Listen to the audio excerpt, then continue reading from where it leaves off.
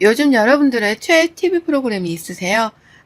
저는 요즘 가장 재미있게 보는 프로그램은 바로 돌싱글즈인데요. 제가 돌싱글즈를 1부터 챙겨봐서 3까지 보고 있어서 봤던 거 또 돌려볼 만큼 굉장히 재밌게 본 것 같아요. 엄청 울고 함께 웃었던 기억이 나네요. 저도 그래서 이번에는 용기를 내서 저의 이야기를 조금 해볼까 합니다. 여러분들도 눈치채셨겠지만 저는 여러분들이 생각하시는 돌싱이 맞습니다.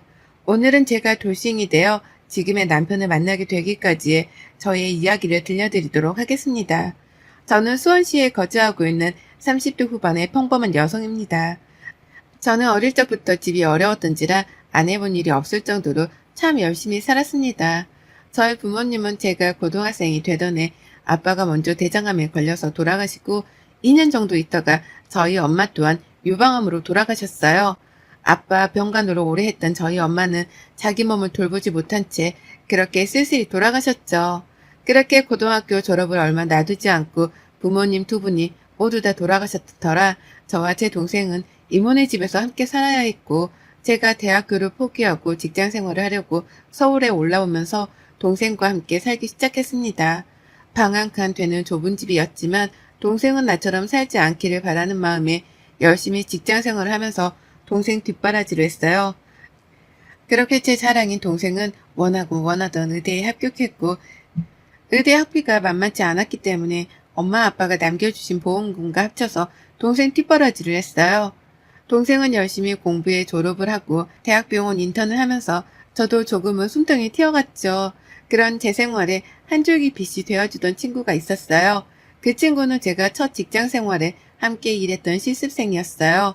저는 직장인이었고 그 친구는 대학교 실습생이었기 때문에 서로 참 많이 달랐지만 그 친구도 타지에서 올라와 대학 생활을 하느라 서로 의지가 많이 되었어요. 저희는 그렇게 연애를 했고 그 친구는 결혼을 원했지만 저의 상황이 사실 모든 부모님들이 싫어하는 상황이라고 생각했기 때문에 몇 차례 거절을 했어요. 거절 끝에 이 친구는 계속해서 저에게 더 많은 사랑을 보여주었고 그 사랑에 저도 더 이상 거절하기 어려운 상황이었습니다. 결혼에 꼴이 나기까지 참 많은 힘든 시간들이 있었지만 그 시간들 속에서도 저희는 더 꿋꿋이 사랑을 이어나갔으며 시부모님이 반대를 많이 하시기는 했지만 이 친구의 끈질긴 노력 끝에 저희는 무사히 결혼까지 꼴이 날 수 있었어요. 그렇게 이 친구가 졸업을 하고 저희는 이 친구가 살았던 곳으로 신혼집을 얻기로 했고 이 친구가 모아두었던 돈과 제가 모아두었던 돈 모두를 동생이 다니는 병원 근처로 동생의 전셋집을 얻어주었어요. 제가 쉽사리 말하지 못했던 이야기를 이 친구는 저에게 먼저 정말 선뜻 동생이 월세는 부담될 수 있으니 전세를 얻어주자고 하더라고요. 어찌나 그 마음이 고맙던지 그 고마운 마음을 평생 간직하겠노라 서로 약속하고 그때부터 저의 결혼 생활은 순탄하게 시작되리라 생각했죠. 이 친구와의 결혼 생활은 정말 많은 것들을 포기하게 만들었어요. 생각보다 더 보수적인 시댁의 집안이라 시댁 근처에 신혼집을 얻어주셨는데 아침은 꼭 시댁에 와서 같이 하기를 바라셨고 일주일에 2번은 꼭 찾아뵙고 항상 식사하기를 바라셨어요. 근데 그때 저는 아무것도 없었기에 이런 날을 받아주신 것만으로도 감사하다고 여기며 시집살이에도 저는 꿋꿋이 버텨나갔죠. 한 번은 제가 너무 아파서 아침 식사를 하기가 어렵다고 조심스럽게 이야기 드린 적이 있는데 어머니께서 못 배운 게 티가 난다고 하시더라고요. 자기 몸 관리 자기가 해야지. 네가 아프면 네 남편은 너 챙기느라 얼마나 힘들겠냐고요. 서러웠지만 그 친구에게 차마 티를 낼 수 없었어요. 그렇게 한 1년 정도의 결혼 생활이 지났고 저에게 예쁜 아기 천사가 찾아왔어요. 서로 너무 뛸 듯이 기뻤고 이제 좀 시집살이가 끝나려나 싶었죠. 임신 기간 동안은 그래도 시어머니가 조금은 조심스럽게 해주시나 싶었는데 출산하고 나니 시댁의 간섭은 더욱더 심해져 갔어요. 아이를 보고 싶다는 이유 하나만으로 매일 집안으로 들락날락 하셨고 심지어 아이가 배가 고프다고 보채 모유수를 하려고 방으로 들어가려고 하면 가족인데 뭐 어떠냐 하면서 그냥 거실에서 하라고 하실 정도로 저를 많이 힘들게 하셨죠. 원래도 말랐던 저는 출산을 하고 제대로 된 산후조리를 하지 못해 안 아픈 곳이 없었고 살은 10kg가 넘게 빠지더라고요. 매일 아침마다 시댁에서 오는 전화소리에 주말마다 집에 오라는 어머님 아버님의 불효령에 저는 견딜 수 없었고 처음으로 이 친구에게 말을 했어요. 너무 힘들다고요. 이 친구도 제 말을 듣더니 서울지사로 옮기고 싶다고 요청할 테니 서울에 가서 동생 근처에 살면 어떻겠냐고 하더라고요. 저는 너무나 좋았지만 시댁에서 허락을 해주지 않을 거라 생각을 했지만 이 친구가 잘 말했는지 회사 생활로 인해 어쩔 수 없을 것 같다. 그렇다고 주말부부로 지내기에는 아직 아이가 너무 어리다고 잘 말씀드려 저는 4년 만에 서울로 다시 가게 되었어요. 동생 근처에 다시 집을 마련해서 살다 보니 이런 게 행복인가 싶을 정도로 너무 행복하더라고요. 아이 커가는 모습을 온전히 지켜볼 수 있고 동생도 조카가 너무 예뻐서 퇴근하면 매일 와서 봐주고 하니까 이런 게 정말 결혼 생활의 행복이구나를 느낄 수 있었던 것 같아요. 근데 이 짧은 행복도 오래가지 못해 아버님이 편찮으셔서 저희는 다시 내려가야 했고 아버님 병수발을 어머님이 아닌 제가 들어야 했어요. 제가 아이 케어하고 조금이라도 병원에 늦는 날이면 병원 앞에서 어머님의 멸시와 조롱의 말들을 들어야 했고 매일 어머님께서 저에게 하시는 말이 있는데 부모 없는 티가 난다는 말이었어요. 이래서 근본 없는 것들은 들이면 안 된다면서 누가 있든 없든 그런 말을 저에게 매일같이 퍼부으셨죠. 그런 시간들 속에서 저는 점점 버티다 한 번은 집에서 쓰러져 동생이 마침 저희 집에 와서 저를 발견해 응급실로 갔고 응급실에서는 영양실조에 우울증 증세까지 동반하고 있다고 했나봐요. 동생은 한참 울더니 형부랑 헤어지고 서울로 돌아가서 나랑 살자라고 말을 했고 저는 그렇게 사랑했던 친구에게 이혼 서류를 건넸어요. 그 친구는 많이 놀란 듯 했지만 어느 정도는 예상한 듯 제가 원하는 대로 해주겠다고 했고 저는 아직 제가 번듯한 일이 없으니 소정의 양육비와 이 양육권은 가지고 싶다는 뜻을 내비쳤죠. 그 대신 위자료는 안 줘도 되니 양육권과 양육비만 해결해 주었으면 좋겠다고요. 시댁에서는 이 이야기를 듣자마자 저희 집으로 달려와 아이가 보는 앞에서 어머님은 뺨을 세차게 때리셨어요. 그리고 그 자리에서 옷장에 있는 제 옷들을 꺼내서 모두 다 가위로 자르시더라고요. 그때 퇴근하고 왔던 이 친구가 묵묵히 울고만 있던 저를 보곤 바로 어머님을 모시고 나갔고 어머님은 양육권도 양육비도 줄 수 없으니 네가 정 이혼하고 싶으면 다 포기하고 나가라고요. 이 친구는 중간에서 계속 이야기를 했지만 더 이상 먹히지 않았고 누구 한 명이 포기할 때까지 하겠다는 어머님의 고집에 제가 두 손 두 발을 들 수밖에 없었어요. 이 친구에게 그 대신 아이를 일주일에 한 번은 꼭 만나게 해달라. 그게 어려우면 한 달에 2번 정도는 면접 교섭권 이행을 지켜달라고 했고 저는 그렇게 아이를 두고 첫사랑이었던 이 친구와 이혼을 하게 되었습니다.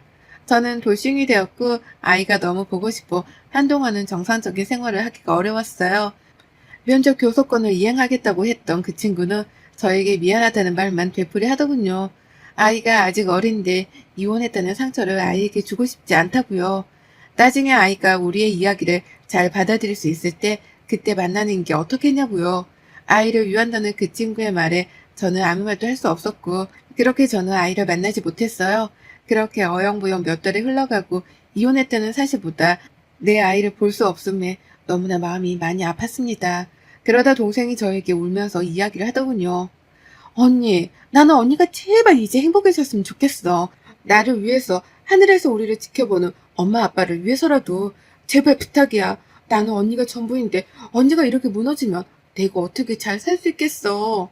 라며 우는 동생의 마음에 정신 차리고 나중에 아이를 데려오자며 일만 집중하자 싶어서 다시 일을 하기 시작했어요. 그러다 동생이 갑자기 통장을 하나 주더니 저에게 언니가 하고 싶은 일을 하면 어떠냐고 하더군요. 제가 잊고 살았던 꿈들을 찾았으면 한다는 동생의 말에 저는 옛날부터 꿈꿔왔던 공부들을 다시 하기 시작했어요. 저는 고등학생 때부터 저만의 디저트 브랜드를 갖는 게 꿈이었거든요. 그래서 열심히 제과 제빵 기술도 배우고 바리스타 자격증도 따고 동네에 조그맣게 커피와 디저트를 파는 가게를 내었어요. 근데 입소문이 좋게 나서 그런지 장사가 되게 잘 되었고 케이크는 주문으로 제작해서 하다 보니 가게를 늘려야 할 정도였어요. 바쁘게 살다 보니 빨리 돈을 많이 벌어서 우리 아이에게 떳떳한 엄마가 되고 싶었어요. 그렇게 조그맣게 했던 동네 장사가 지금은 조금 크게 사업을 확장해서 직원도 10명이나 생겨 지금은 2호점 오픈을 앞두고 있었죠. 정신없이 살던 와중에 저희 카페에 매일같이 오시던 손님 한 분이 계셨어요. 늘 똑같은 메뉴를 매일같이 드시고 있어 기억하는 손님이셨거든요. 근데 갑자기 그날은 교수님이 저에게 처음으로 질문을 하더라고요. 직접 커피를 내리시던데 저도 배울 수 있을까요? 라고요. 그래서 저희는 교육 일정은 따로 없어서 죄송합니다. 그 대신 더 맛있는 커피로 보답드리겠다고 말씀드렸고 교수님은 저에게 멋쩍은 듯 웃으며 편지 하나를 건네고 연락 달라는 말만 하고 나가시더라고요. 그 편지 내용은 저를 오랫동안 보았고 처음 만난 순간부터 지금까지 그 마음이 변하지 않아서 용기 내었다는 내용이었어요. 꼭 연락을 줬으면 한다는 편지 내용이더군요. 저는 그분께 편지와 마음은 너무 감사하지만 제 상황이 누군가를 만나기가 여의치 못해 죄송하다고 좋은 분 만나셨으면 좋겠다고요. 그 뒤로도 그 손님은 매일같이 빠짐없이 보러 오시더라고요. 한 번은 마감하는 순간에도 있으시길래 마감 시간에 말씀드리고 가려는데 저에게 딱 한 번만 사석에서 만나볼 수는 없겠냐고 너무 간곡히 말하셔서 그렇게 처음으로 만나게 되었어요. 만나서 저의 모든 상황을 이야기했고 좋은 분이신 것 같은데 저는 친구가 되고 싶다고 했죠. 그분은 제가 이혼을 했다는 것과 아이도 있다는 점에 조금 놀라신 것 같았지만 이내 그런 것들은 만나는 데 있어 문제가 되질 않는다고 하시더군요. 그렇게 몇 차례 거절을 했음에도 불구하고 그분은 마음을 지속적으로 표현하셨고 저도 여자인지라 그런 마음에 참 행복해지더라고요. 이혼하고 나서는 다시 누군가를 만나지 않겠다고 생각했는데 참 사람 마음이 간사한 것 같아요. 그렇게 연애를 다시 또 시작하고 제 인생에 다시 오지 않을 것 같은 결혼을 또다시 했네요. 결혼을 결심하게 된 계기는 저는 저희 시부모님 때문이었어요. 저희 시부모님은 두 분 다 교직 생활을 오래 하신 분들로 사실 저 같은 며느리를 누가 좋겠어요? 근데 제가 처음 인사 가던 날 저를 보시며 어머님께서 어떻게 그렇게 지냈냐면서 너무 마음이 아프다고 하시더라고요. 꼭 다시 아이를 데려와서 아들과 함께 키웠으면 좋겠다고요. 이런 시부모님은 어디 가서도 만나지 못하겠다 싶어서 결혼을 결심하게 된 것 같아요. 그렇게 저의 두 번째 결혼 생활은 첫 번째와 다르게 너무나 행복했어요. 그 행복 속에서도 제 아이가 늘 보고 싶었고 남편이 이제는 엄마라는 걸 말할 때가 되지 않았냐고 먼저 보고 싶으면 가보자고 이야기해 주더라고요. 그렇게 저는 처음으로 아이를 만나러 내려갔답니다. 정말 멀리서 보고 올 생각으로 내려가서 보니 정말 많이 컸더라고요. 제가 보았을 때는 아직 잘 컸지도 못했는데 지금은 잘 컸고 말도 너무 잘해서 저를 기억할까 싶었죠. 멀리서 아이를 보고 오는데 그 친구를 마주쳤어요. 그 친구는 저를 보고 이야기 좀 하자고 했고 저희는 카페에 가서 그동안의 일들을 이야기 나눴어요. 아이가 너무 보고 싶고 이제 나도 아이를 데려와도 키울 수 있는 능력이 생겼다. 양육권은 가지지 못하더라도 면접 교섭권이라도 이행해 줄 수 없겠냐 부탁했고 그 친구는 자기도 아이가 엄마를 많이 궁금해해 연락을 해보려고 했다고요. 저는 잘 살고 있는데 그 친구는 무슨 일이 있는 건지 얼굴이 많이 상했더라고요. 그렇게 저는 아이와의 만남을 약속하고 다시 서울로 올라오는데 올라오는 길에 그 친구에게 전화가 왔어요. 나야, 잘 올라가고 있어? 너한테 못한 말이 있어서. 뭔데? 우리 애기 좀 한 몇 달간 데리고 있을 수 있을까? 라고요. 그래서 너무 놀라서 저는 당연히 된다고 정말 좋다고 말했고 그 친구는 한 번에 갑자기 가면 그러니까 몇 번 만나고 이야기하겠다고 하더라고요. 남편에게도 이 사실을 말했고 남편은 저보다 더 많이 좋아했었죠. 그렇게 몇 번 아이와 만나고 하다 보니 아이에게 엄마랑 몇 달 동안 지내보는 건 어떻겠냐고 물었고 아이는 너무 좋다고 하더라고요. 지금 저의 상황도 다 이야기했고요. 그렇게 아이와 함께하는 삶이 시작되었고 눈 뜨면 아이를 볼 수 있어 저는 세상을 다 가진 것처럼 행복했어요. 근데 어느 날 남편이 뭐 이체할 게 있는데 못했다고 은행 CD기에서 해달라고 부탁을 해서 은행에 갔다가 통장 정리를 하는데 1억이라는 큰 돈이 인출되어 있는 거예요. 그래서 왜 이렇게 큰 돈이 필요했을까? 우선 저에게 말 못할 일이 있나 싶어서 그날 저녁에 남편에게 슬쩍 물어봤어요. 혹시 무슨 일 있냐고 물어보니 아무 일 없다고 지금 너무 좋다고 하더라고요. 그래서 제가 솔직하게 오늘 통장을 보니 1억이라는 큰 돈이 나갔는데 무슨 일이 있냐. 그런 거면 같이 이야기해야지 왜 혼자 끙끙 앓냐. 걱정을 했죠. 그랬더니 어머님 아버님이 일이 있으셔서 빌려드렸는데 다시 주실 거다. 근데 제가 알면 좀 그래야 할까봐 말을 못해서 미안하다 하더군요. 그래서 아니라고 당연히 들어야지 받을 생각하지 말자라고 했어요. 그러다 며칠이 지난 뒤 어머님께 전화가 왔길래 어머님 그이한테 어머님 아버님한테 빌려드린 돈 이야기 들었어요. 저희 정말 괜찮으니까 그 돈 안 갚으셔도 돼요. 저에게 해주신 마음에 비하면 이건 아무것도 아니라고요. 근데 어머님께서 저에게 들려주신 이야기는 그야말로 충격 그 자체였어요. 한 달 전쯤에 어머님 아버님께 전 시어머니가 되는 사람이 찾아왔었대요. 찾아와서 제가 어떤 애인지 아시냐면서 결혼 생활하면서 꽁친 돈으로 그 사업을 시작한 것 같은데 잘 되니까 이제 자기 아기도 안 보고 모른 척 한다. 그래서 우리가 그 아이 키우면서 돈이 많이 들어갔으니 양육비를 오히려 받아야겠다고 아니면 아이 평생 보지 말라고 하겠다. 전 시어머니가 2억을 요구했다고 그래서 어머님이 남편도 불러 같이 이야기를 한 후에 남편이 1억, 시부모님이 1억 해서 2억을 주고 아이는 대신 보게 해주셨으면 한다고 하셨다고요. 이 이야기를 듣고 저는 당장 그 전 시댁으로 달려갔어요. 문을 안 열길래 문을 세게 발로 차고 난리를 치니까 그제서야 열어주더군요. 그 전 시어머니라는 사람은 저보고 부모 없는 근본 없는 애가 역시라면서 왜 왔냐고 소리를 고래고래 지르시더라고요. 당장 저희 남편이랑 어머니께 받은 2억 내놓으라고 했어요. 무슨 양육비를 요구하시냐. 저한테 양육비, 양육권 주고 싶지 않다고 아이 두고 나가라고 한 게 누구시냐. 그 뒤로도 저에게 아이 보지 말라. 억지로 아이랑 엄마 떼어놓은 게 어머님이신데 지금 어디 와서 돈을 요구하냐. 제가 잘되니 배가 아파서 그러냐. 이러면서 집안에 있는 물건들을 다 던졌어요. 이걸로도 제 분이 안 풀리는 것 같다. 안방에 들어가서 어머님 옷을 다 꺼내서 찢을 수 있는 걸 박박 찢으며 난리를 쳤죠. 저 나갈 때 이렇게 하지 않았냐. 저 똑같이 해드리겠다. 당장 돈 내놔라. 그리고 양육권도 제가 가져가겠다. 변호사 선임하셔라. 저에게 어머님이 나갈 때 하시던 말이 전 아직도 기억이 난다고요. 변호사 선임할 돈 없으니 변호사 생각 꿈도 꾸지 말라고 하셨고 근데 지금 저는 우리나라 최고의 변호사 선임해도 될 만큼 많이 벌었다. 참고 있었던 건 그 친구가 아이라도 없으면 너무 힘들 것 같아 그러지 않았다. 하니 그때부터 저보고 근본 없는 것은 드리면 안 되는데 드려가지고 우리 집안이 풍비박산 났다고 하시더군요. 그 풍비박산이 뭔지 보여주겠다 하면서 거실에 있는 TV를 내리꽂았어요. TV 값은 2억에서 빼서 나머지 주셔라. 안 주시면 진짜 감옥 가시는 줄 아시면 될 거라고요. 그리고 그 사업하는 돈은 내 동생이 줘서 한 거니 그건 다 서류 제출하면 나오니까 알아서 하시라고요. 그렇게 아수라장을 만들며 나왔고 그 친구한테도 전화해 이 이야기를 다 했어요. 친구는 정말 몰랐다고 울면서 미안하다고 부모님은 자기가 말려야 했는데 자기가 너무 미안하다고 하더군요. 그럴 필요 없고 받은 돈은 당장 돌려줬으면 좋겠다라고 했어요. 그리고 소송을 걸겠다고요. 소송 비용 내기 싫으면 어머님께 직접 와서 우리 시부모님이랑 남편에게 사과하고 전해달라고요. 그렇게 며칠이 지난 후 그 친구가 엄마랑 같이 올라와 만나서 보니 전 시어머니는 똥 씹은 표정으로 왔더라고요. 저는 보자마자 당장 돈 돌려주시고 사과하셔라.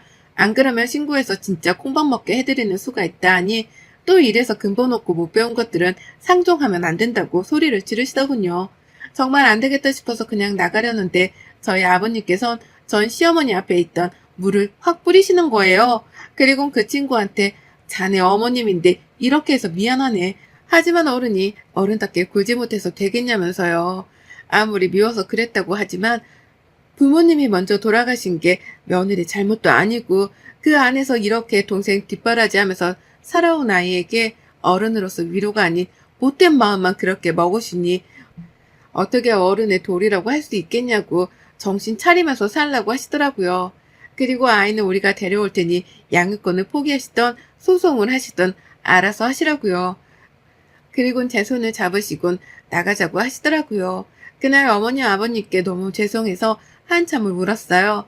어머님 아버님은 괜찮다고 네가 무슨 잘못이 있냐고 하셨지만 저는 고개를 들 수 없을 정도로 너무 죄송했네요. 그 시간이 흐르고 그 전 시어머니는 손자도 아들도 없는 집안에서 혼자서 사신다고 하네요. 그 친구는 엄마를 더 이상 보지 않겠다고 집을 나간 걸로 알고요. 우리 아이는 다시 제 곁으로 왔어요. 그 친구는 한동안 한국에 들어올 계획이 없다고 아이는 나중에 한국에 들어오면 보러 오겠다고 지금까지 떨어져 있던 시간 잘 채워주라고 미안했다고 문자가 왔어요. 저도 이렇게 돼서 유감이라고 미안하다고 잘 지냈으면 한다고 보냈고 저희 지긋지긋한 전 시댁과는 정말로 끝이 났답니다. 저희 가장 최고의 복수는 어머님이 철저한 혼자가 되기를 바랬는데 그 바람대로 된 것 같아요. 제 생의 봄날은 다시 없겠다 싶었는데 좋은 남편, 좋은 시부모님 만나서 더 많이 사랑받고 사는 요즘 저는 너무나 행복하답니다. 하늘에서 보고 계시는 엄마 아빠도 이런 제 모습을 보면 정말 기뻐하실 것 같아요. 여러분의 생각은 댓글로 남겨주세요. 오늘도 시청해 주셔서 정말 감사합니다.